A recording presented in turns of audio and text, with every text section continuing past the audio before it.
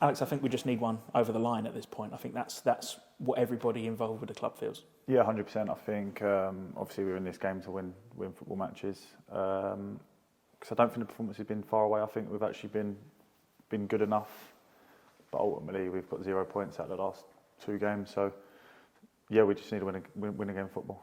How does that happen? I mean, it sounds obvious, doesn't it? But what needs to change at the moment? I just think it's like the in-game management side of things. I think there's just been, obviously we just had a really good meeting then. We keep having these good meetings, but I think it's time we need to take things on board. I think there's sort of moments in games where individually and collectively as a team we ain't sort of dealing with problems well enough, and I think they're what's costing us at the minute.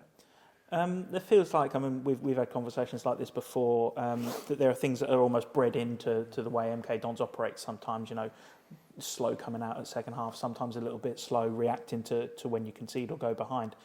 Those are the sorts of things that I think everybody spots and everybody recognises, yourselves included, but those are the things that have to fundamentally change now. Yeah, massively. I think that's what's really, really costing us at the minute. I think even last season was a big problem of coming out second half and starting really slowly.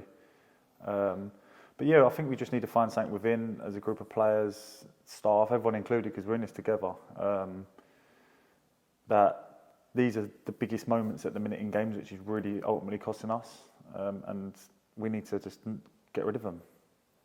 As captain, what's your role in all of that, in those meetings? Yeah, I just think sometimes, like today, I just let the lads speak. I think obviously you keep hearing my voice. I think it can get a bit tedious amongst the group. So I think obviously we've got a lot of experienced lads in there now who obviously can see what's going on and obviously want to speak. But like just having chats with the manager and the staff, I think I've got to try and be the most positive person in the building. Obviously it's really hard at times because sometimes I need picked up, but when there's sort of 25 lads in there who this morning was really, really quiet, really flat, so it's just up to me to try and keep them morale up. I know obviously it's hard at the minute for everyone, but we've got another game in sort of 2 days and we can't afford to be moping around. We've got to sort of try and get back on it and try and get this win done. How are the new lads settling in? Do you know what? They're settling in really well. I think we've signed some top players, but real good human beings as well.